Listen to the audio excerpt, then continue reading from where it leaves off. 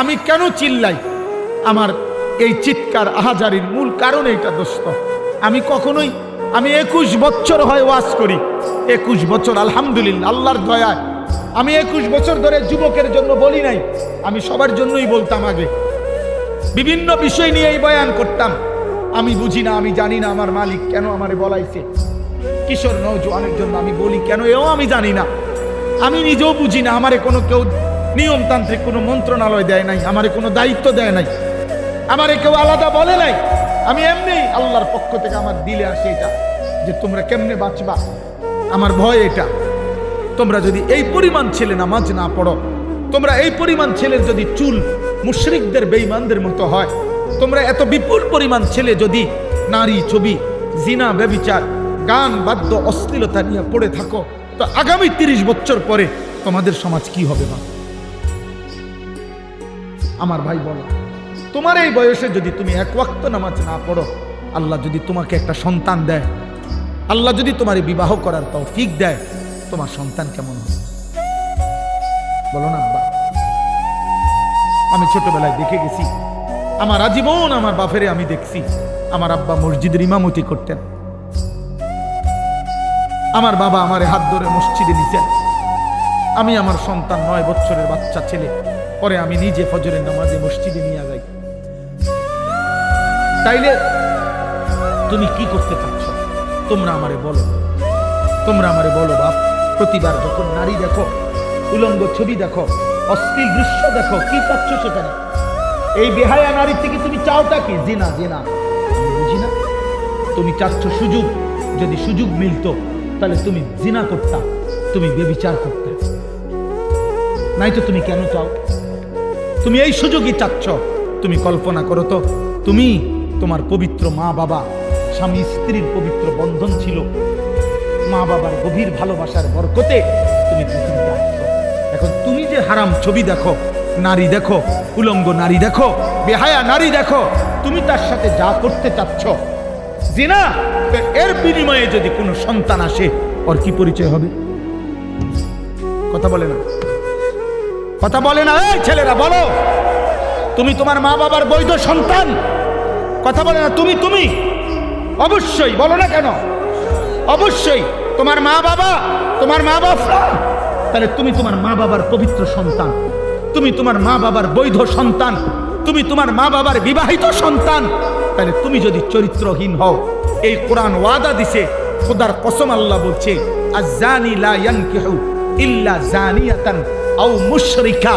ওই হুজুর করে জিগাও, সূরা নূরের মধ্যে আছে। আল্লাহ বলছে কোন ব্যভিচারী পুরুষ, কোন যে কোনো দিন 5 ওয়াক্ত নামাজ পড়ে না গত 10 বছরে, এমন ব্যক্তিকেও যদি জিজ্ঞেস করে যে ভাই বলেন তো নামাজ কয় ওয়াক্ত, তো সেও বলবে 5 ওয়াক্ত। এই জানার দ্বারা সার্থকতাটা কি? আজকে 30 বছর ধরে যে সুদ খায়, এমন একজন সুদখোর ব্যক্তিকেও যদি জিজ্ঞেস করেন যে ভাই বলেন সুদ খাওয়া কি, সেও বলবে সুদ খাওয়া হারাম। কিন্তু তার এই জানার দ্বারা ফায়দাটা কি? এই জন্য দোস্ত, আসলে কম বেশি কথা তো আমরা সবাই জানি, কিন্তু আমলে পরিণত হওয়া, এটাই হলো মূল সার্থকতা। এই ছেলে, তুমি মোবাইল ধরে রাখলা কেন? তুমি চলে যাও এখান থেকে। এটা তোমার জায়গায় একজন লোক বসতে দেই, তুমি ওঠো।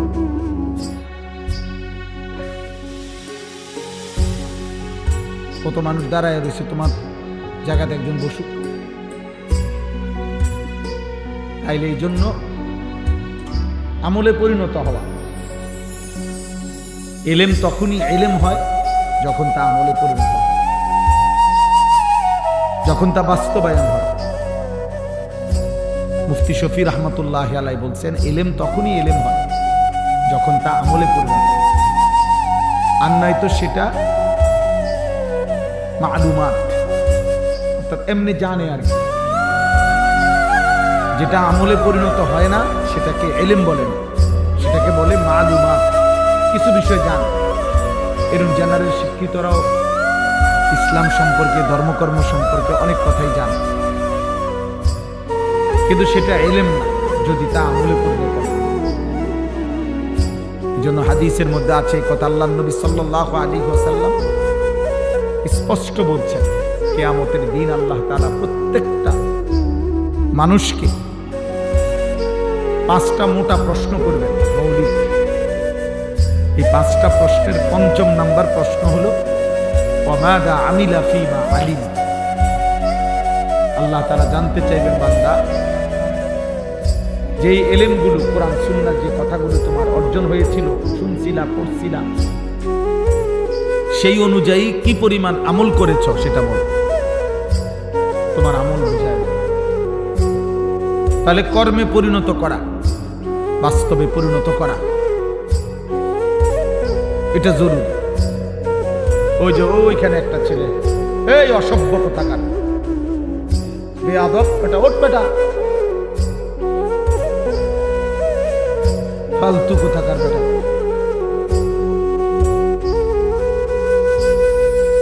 কিছু ছেলে আছে এই গাদ্দার, কলিজা এত পাথর যে হুজুর তোমার বাপেও যদি বলে আমি আমারটা করব, তো তোমার মতো ফালতু লোককে আসতে বলছে কে বেটা?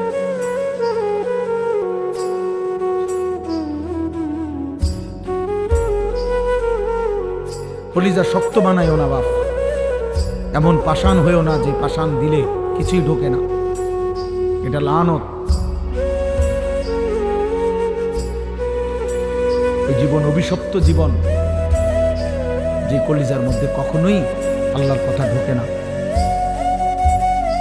এমন শক্ত হয়েও না। আল্লাহ নবী সাল্লাল্লাহু আলাইহি ওয়াসাল্লাম বলছেন, কিছু নাফরমানের দিল এমন হয় শেষ পর্যন্ত কালকুজে মিরবাদান, অর্থ হলো উল্টানো কলসির মতো। মানে উল্টানো কলসির মতো, মনে করেন এই বোতলটাই এইভাবে যদি উল্টায়া রাখে, নবীজি বলছেন এরকম উল্টানো কলসির মতো দিল হয়ে যায়, এবং ওই কলসির উল্টা পিঠে আলকাত্রা মাখানো। তাহলে আলকাত্রা মাখায় দিছে, এখন 1 ফোঁটা পানি এখানে আর জমবে না। তাহলে এই উল্টাটার মধ্যে যদি আটলান্টিক মহাসাগরের পানিও ঢালে, তারপরেও তো এই গ্লাস, এই জগ, এই বালতি আর পুরবে না। কেন? পানি নাই, এ কারণে উল্টানো। আবার আলকাত্রা মাখছে যে একটু যে সামান্য লাগবে, এটাও না, আলকাত্রা মাইখা দেওয়ার কারণে সাথে সাথে পড়ে যায় পানি।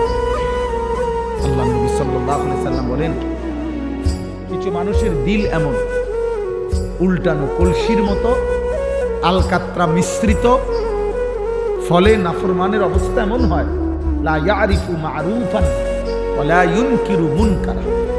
তখন আর কোনো নেক কাজ তার কাছে নেক কাজ মনে হয় না, কোনো গুনাহ আর গুনাহ মনে হয় না। দোস্ত, আমি এই জন্য বলি, প্রিয় ভাই, আমি আগেই বলছি, আমি নির্বাচনের প্রার্থী না, আমি কোনো ভোটের আশায় আসি না। মানুষ 1 কোটিও যদি হয়, এতে আমার কিচ্ছু আসে যায় না। আমি এই জনপ্রিয়তা দিয়ে করব কি? আমি করব কি? আমার যদি 1 কোটি মানুষও চেনে, আমার কবর রাজা মা, আমাকে যদি 10 কোটি মানুষও চিনে, আপনাদের কারো কবর রাজা মা, তো আপনারা করবেন কি? আমার তো চিনে মানুষে আমারে, আমরা লাফান কি? এই যে তোমরা যারা ছেলেগুলো লাফাইলা, কিত্তা লাফাইলা, মানুষে চিনে আমারে না, তুমি লাফাও কি? তোমারও তো চেনে না। তাই জনপ্রিয়তা দিয়ে বক্তারও কোনো লাভ নাই, শ্রোতারও কোনো লাভ নাই। এগুলো হচ্ছে দুনিয়ায় যাদের পদ পদবী ক্ষমতা মাতবুরি দরকার, তাদের জন্য। আখিরাতের বিবেচনায়, পরকালের বিবেচনায় 1 পয়সারও কোনো ভ্যালু নেই এই জনপ্রিয়। অকুল্লুহুম আতিহি ইয়াউমাল কিয়ামাতি ফারদা। আল্লাহ বলছে সকলকেই কিয়ামতের দিন মহান আল্লাহর সামনে দাঁড়াইতে হবে, ফারদান আয় ওয়াহিদান, একজন একজন। কয়জন? একজন একজন। আমি জনপ্রিয়, আমাকে তো একাই দাঁড়াইতে হবে, তোমাকে তো একাই দাঁড়াইতে হবে। ফাইযা নুফিখা ফিস-সূর ফালা আনসাবা বাইনাহুম ইয়াওমাইযিন ওয়ালা ইয়াতাসাআলুন। আল্লাহ তাআলা বলছেন, যখন ইসরাফিল ফু দিবে, হাসরের মাঠ কায়েম হবে, কোটি কোটি মানুষ একজন আরেকজনকে নসব মানে বংশ, আত্মীয়তার, সম্পর্কের, বংশের, রক্তের কোনো পরিচয় দিবেন। খোদার কসম বা ওয়ালা ইয়াতাসাআলুন, কেউ কাউকে ভালো মন্দ কিছু জিজ্ঞেস করবে না যে ভাই আপনার কোনো কষ্ট হচ্ছে কিনা, দাঁড়াইতে কোনো অসুবিধা হচ্ছে কিনা। এটা তো হাসরের মাঠ, বোঝেনি তো, একটু গরম দেবো, একটু বেশি সহ্য করে পড়ে থাকে, এই সমস্ত আপনাকে একটু সান্ত্বনা দিবে বা কিছু বলবে। খোদার কসম আল্লাহ বলছে এমনও কেউ হবে না। লিকুল্লি ইমরিইন মিনহুম ইয়াওমাইযিন শা'নুন ইউগনিহি, প্রত্যেকেই নিজেকে নিয়ে ব্যস্ত, নিজেকে নিয়ে ব্যস্ত থাকবে প্রত্যেকে। ইয়া রাব্বি নাফসি নাফসি। এক বন্ধু শুধু নবী মুহাম্মদ সাল্লাল্লাহু আলাইহি ওয়াসাল্লাম, তিনি ব্যতীত প্রথম সৃষ্টি আদম থেকে ইসরাফিলের ফু পর্যন্ত সমস্ত মানুষ, ইমানদার, কাফের, মুশরিক, বেঈমান, নবী, আউলিয়া, সাহাবা, সিদ্দিকিন, শুহাদা, সালেহিন, অনুগত, অবাধ্য, এমনকি তামাম ফেরেশতা সব বলতে থাকবে ইয়া রব্বি সাল্লি সাল্লি, ইয়া রব্বি নাফসি নাফসি, আল্লাহ আমাকে বাঁচান, আমাকে বাঁচান, আমাকে বাঁচান। তাইলে বন্ধু, প্রিয় ভাই, আমি 21 বছর আগে, 20 বছর আগে, 15 বছর আগে 4 জন মানুষের সামনে ওয়াজ করছি, 10 জন মানুষ। আমি সেদিন এক মাহফিলে গেছি, মাহফিলওয়ালা মাহফিলের মাইকে ঘোষণা দিছে, 5 বছর আগে এই মাঠে আপনি ওয়াজ করছেন, আমার হিসাব করা গুনাহ আছে, ঠিক গুনাহ 70 জন মানুষ, কাজ দেখছি 1000 মানুষ। খালাস, এতে হামরি কিচ্ছু আসে যায় না, এতে কোনো কিছুই না।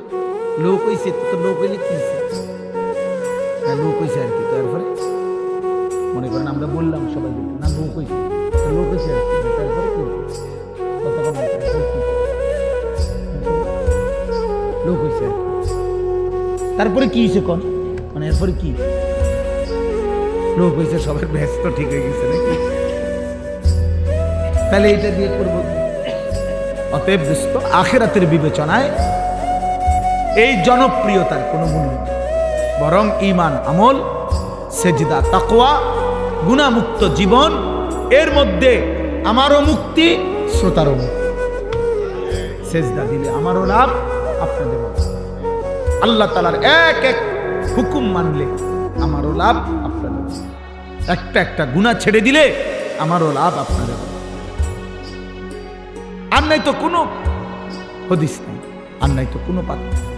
এই জন্য প্রিয় নওজোয়ান, কিশোর ভাই, যুবক ভাই, মহব্বত করে আসছো, আমি বুঝি কষ্ট করছো, তোমরা অনেকক্ষণ অপেক্ষা করে আছো। বুজুর্গানে দ্বীন কথা বলছেন, আমার উস্তাদে মুহতারামরা কথা বলছেন। আমি দারুল আরকামের ছাত্র, আমি আজকেও আসরের আগে আইসে দারুল আরকাম ঘুমাইছি, আসরের নামাজ পড়ছি, মাগরিবের আগ পর্যন্ত ছিলাম মাদ্রাসা, আসরের পরে ছাত্র ভাইদের সাথে দোয়া করছি। তো বলার উদ্দেশ্য হইল, আমি যে কথাটা বললাম যে ভাইয়া কলিজা পাথর বানায়, এমন দিল যেন না হয় যে দিলে আর নেক কথা ঢোকে না, যেই দিলে আর গুনাহকে গুনাহ মনে হয়। 30 বছর ধরে যে মুসলমান, আমি প্রায় দিন বলি সুদ খায়, আহা এই মুসলমান তো কোনোদিন মনে পড়বে না এটা হারাম। আজকে 40 বছর ধরে যে চাচা বিড়ি সিগারেট খায়, ওনার কি কোনোদিন মনে পড়বে না এটা গুনাহ? প্রতিদিন যার ঘরে টেলিভিশনে নাচ গান, রঙিন সিনেমা, নর্তকীর ছবি, নাটক, সিনেমা চলে, আহা এই ঘরওয়ালারা কি কোনোদিনও ভাববে না যে এটা গুনাহ? এক মুসলমানের ঘরে গুনাহ চলবে, টানা চলবে বছর, এক মুমিনের ঘরে গুনাহ চলবে টানা 30 বছর। বলো ভাইয়া, ইনসাফ করো। 365 দিনে খোদার এক বছরে একটা বছর পার হয়ে গেল, তুমি কোনোদিন ফজরের নামাজ পড়লা না, এটা মুসলমান? এটা মুসলমান তোমার ইনসাফে বলে? 365 দিনে একদিনও ফজরের নামাজ পড়তা না? কোনোদিনও না, কোনোদিনও না। কেউ তোমারে জাগাইলো না? একদিনও কি মনে পড়লো না তোমার একজন আল্লাহ আছে? একদিনও মনে পড়লো না তোমার একজন নবী আছে? আস্তাগফিরুল্লাহ। এমন ভোলা আল্লাহকে কেমনে ভুললাম? এমন ভুলা আল্লাহকে কেমনে ভুললাম? এমন মালিক কেমনে ভুলে গেল? এমন রব কেমনে ভুলে গেল? এই জন্য ভাইয়া এটা চিন্তা করো তো হয়। এই ধাক্কা ধাক্কি ঠেলা ঠেলে আমার এটা কষ্ট হয়।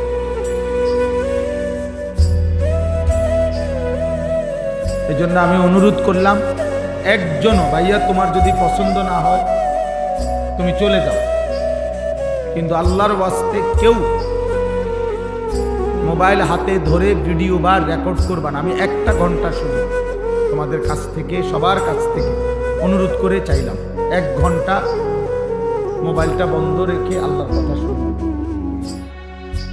কোরআনুল কারীমে আল্লাহ তাআলা এটা আমাদের জন্য আদেশ করেছেন যে ফাসতামিউ লাহু ওয়া আনসিতু, আমার কথা তোমরা মনোযোগ দিয়ে শোনো এবং চুপ থাকো। এটা আল্লাহর আদেশ, মনোযোগ দিয়ে শোনো এবং চুপ থাকো। তো আল্লাহ তাআলা ওয়াদা দিবেন লাআল্লাকুম তুরহামুন, তোমরা যদি মনোযোগ দিয়ে শোনো, চুপ থাকো, কথা বলেন না, ওরা বসবে, ওরা ঠিক হয়ে গেলে বসে যাবে। মনোযোগ দিয়ে শোনো এবং চুপ থাকো, যদি আল্লাহ ওয়াদা দিবেন লাআল্লাকুম তুরহামুন, অবশ্যই তোমাদের উপরে রহমত বর্ষিত হবে। আর রহমত বর্ষিত হবে মানে কি? আল্লাহ তাআলা বলছেন, তাফসীরের মধ্যে লিখছে, অর্থ হলো আল্লাহ তোমাকে আল্লাহর কথার উপরে আমল করার তৌফিক দিবে।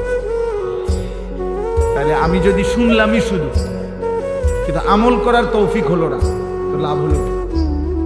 এই জন্য আল্লাহ পাকের ওয়াদা দিছে, তুমি আমার কথা মনোযোগ দিয়ে শোনো এবং চুপ থাকো, আমি তোমারে আমলের তৌফিক দেব। তুমি পারবা, আমি আল্লাহই তোমাদের যোগ্যতা দেব। আল্লাহ সুস্থতা না দিলে, আল্লাহ নেক মানসিকতা না দিলে বান্দা আমল করবে কি? মানুষের অন্তরের মালিক, দিলের মালিক তো আল্লাহ। এই জন্য দয়া করে আমি সবাইকে বলছি, এখন আর যেটুকু জায়গা এতটুকুই জায়গা। এখন আমার অনুরোধ হইল, তোমরা ভাই যদি সম্ভব হয় পায়ের জুতা যে একসাথ করে ওইটা তো হইলো বসো, সামনের ছেলেরা যদি বসতে পারো যেটুক, তাহলে আরো কিছুজন পিছন থেকে দেখবে।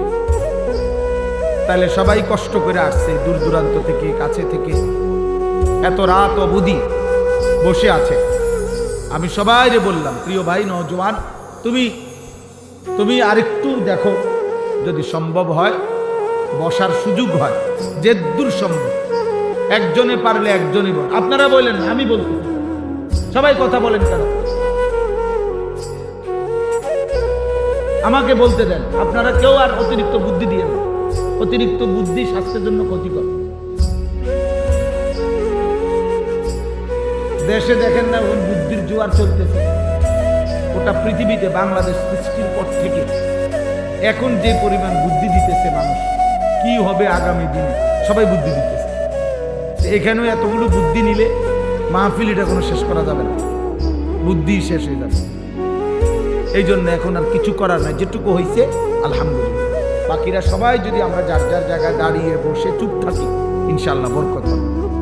আল্লাহ তাআলা আমাদেরকে তৌফিক দান করে। আলহামদুলিল্লাহ, আলহামদুলিল্লাহ নাহমাদুহু ওয়া নাস্তাঈনুহু ওয়া নাস্তাগফিরুহু ওয়া নু'মিনু বিহি ওয়া নাতাওয়াক্কালু আলাইহি ওয়া নাউযু বিল্লাহি মিন শুরুরি আনফুসিনা ওয়া মিন সাইয়্যাতি আ'মালিনা। من يهده الله فلا مضل له ومن يضلله فلا هادي له ونشهد أن لا إله إلا الله وحده لا شريك وأشهد أن سيدنا وحبيبنا ومولانا محمدا عبده ورسوله أما بعد فأعوذ بالله من الشيطان الرجيم بسم الله الرحمن الرحيم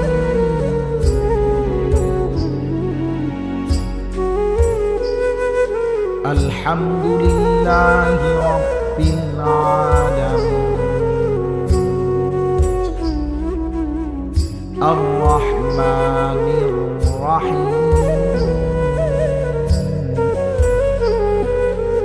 مالك يوم الدين إياك نعبد وإياك نستعين صدق الله مولانا العظيم وقال نبينا صلى الله عليه وسلم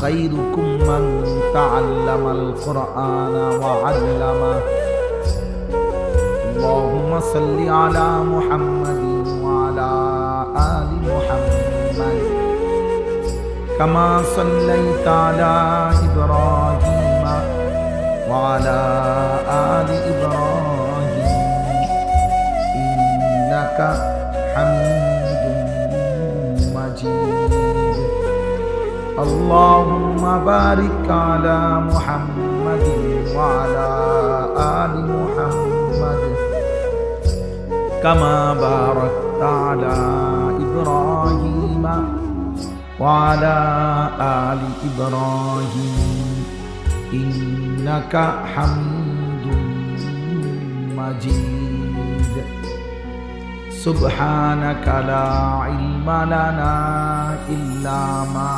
علمتنا إنك أنت العليم الحكيم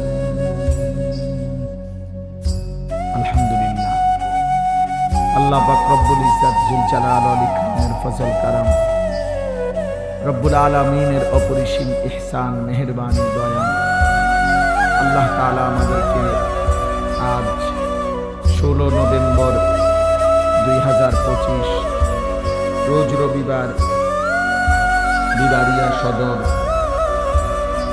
ঐতিহ্যবাহী জামিয়া রহিমিয়া কাসিমুল উলুম তেলিনগর মাদ্রাসার বার্ষিক সভা ও হাফেজ ছাত্রদের পাগড়ি প্রদান উপলক্ষে 2 দিন ব্যাপী আজকের এই মোতাবাররাক ইসলামী সম্মেলন মহাসম্মেলনের প্রথম দিন আল্লাহ তাআলা আমাদেরকে আসবার বসবার আল্লাহর জন্য জমা হওয়ার তৌফিক দান করেছেন আলহামদুলিল্লাহ।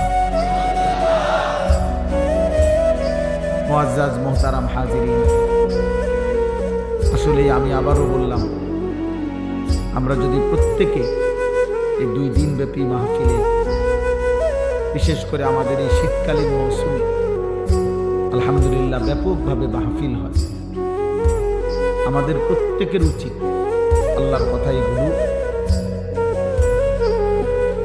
অত্যন্ত মনোযোগ দিয়ে শোনা, আন্তরিকতা নিয়ে শোনা। এই আন্তরিকতার বরকতে আল্লাহ আমলের তৌফিক দিবেন, আল্লাহর ওয়াদা। কম বেশি দোস্ত আমরা সবাই জানি